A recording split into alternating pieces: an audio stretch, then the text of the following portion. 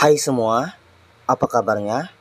Saya akan lanjut menceritakan kisah Aura Sang Casanova, bab 130. Sangat lahap. Dimension Zero. Kiara baru terbangun setelah semalaman dihajar habis-habisan oleh Jiro yang seolah melampiaskan kehausan rasa rindunya pada Kiara, hingga sedikit sekali Jiro memberi ruang istirahat untuk Kiara. Keduanya saling memberi dan menerima dengan maksimal sebelum Jiro pergi meninggalkan Kiara selama lebih kurang 1 bulan untuk urusan yang tidak bisa diceritakan oleh Jiro kepada Kiara.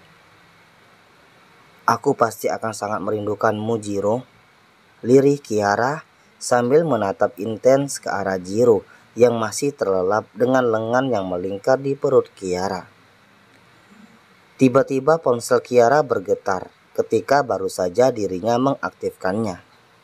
Ya, dari kemarin hingga semalam Kiara sengaja menonaktifkan karena Jiro menyitanya dan tidak ingin ada hal yang bisa merusak momen berharga untuk mereka, termasuk Tuan Kiyoshi sendiri yang dipastikan akan mencari Kiara.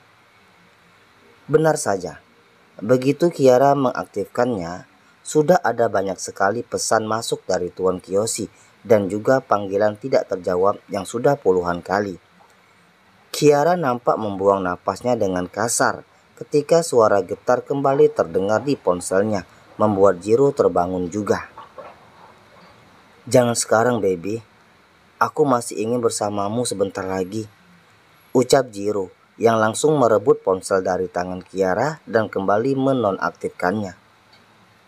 "Jiro, tapi ini sudah siang. Aku harus kembali atau kita akan mendapatkan masalah dari papaku," ucap Kiara. "Aku akan mengantarkanmu pulang, sayang. Jangan khawatir. Tapi setelah kita mandi dan sarapan, aku yakin kau pasti sangat lapar. Iya kan?" ucap Jiro dengan tatapan lekat ke arah Kiara. "Iya, kau tahu aku lapar. Dan kau pasti juga tahu apa yang membuatku sangat lapar," sahut Kiara. Jiro hanya tersenyum puas mendengar jawaban dari Kiara.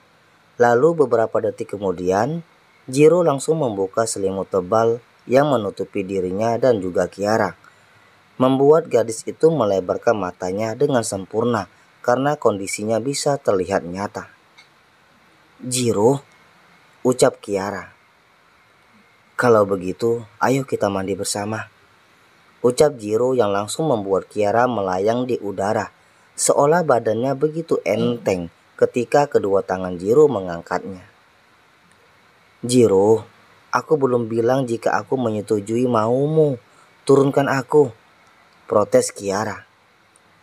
Tentu saja Kiara sudah sangat bisa menebak jika keduanya berada di dalam kamar mandi bersama, karena hubungan Kiara dan Jiro sudah berjalan lebih dari 1 tahun, sehingga Kiara sendiri sangat paham dan hafal karakter Jiro jika bersama dengannya.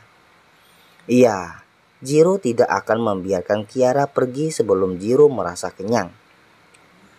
"Aku tidak butuh persetujuanmu, baby, karena pastinya kau pun tidak akan menolaknya," ucap Jiro. "Siapa bilang? Jangan terlalu percaya diri dulu. Aku tidak mau mandi denganmu. Aku masih ingin tiduran dulu," ucap Kiara. "Oh iya? Benarkah?" tanya Jiro yang langsung diangguki oleh Kiara sebelum Jiro membuka pintu kamar mandi. "Baiklah, aku akan mematuhi permintaanmu," ucap Jiro. Kiara pun tersenyum menganggap jika Jiro saat ini sudah berubah dan tidak terlalu keras kepala ketika melihat Jiro memutar dan membalikkan badannya. "Begini," tanya Jiro ketika sudah berhasil membaringkan Kiara kembali di atas tempat tidur. Dan lagi-lagi Kiara mengangguk, menandakan memang menyetujui apa yang dilakukan Jiro saat ini. Namun ternyata itu hanya beberapa detik saja, karena selanjutnya nyatanya Jiro malah melanjutkan acara tadi malam hingga diselesaikan juga di kamar mandi. Beberapa jam kemudian, Nampak keduanya keluar dari kamar Jiro dengan keadaan yang sudah rapi memakai pakaiannya. Kiara seperti biasanya tetap terlihat sangat cantik dan mempesona. Walaupun saat ini gadis itu mengenakan jaket tebal milik Jiro untuk menutupi bekas-bekas yang tertinggal oleh perbuatan Jiro. "Kau masih kuat berjalan?" tanya Jiro iseng. "Apa kau mau menggendongku jika aku tidak kuat?" sahut Kiara seolah malah menantang Jiro. Dan tanpa banyak berkata, dengan cepat Jiro mengangkat Kiara untuk menuruni anak tangga dan dibawanya ke ruang makan untuk sarapan bersama. Hal itu membuat Kiara memukuli dadanya dengan kesal dan malu karena di bawah ada beberapa pelayan yang sedang melakukan tugasnya. "Kau sendiri yang menantangku kan?" ucap Jiro. "Jangan kau lakukan di mensum papaku. Kau pasti akan menjadi kepiting kering," sahut Kiara.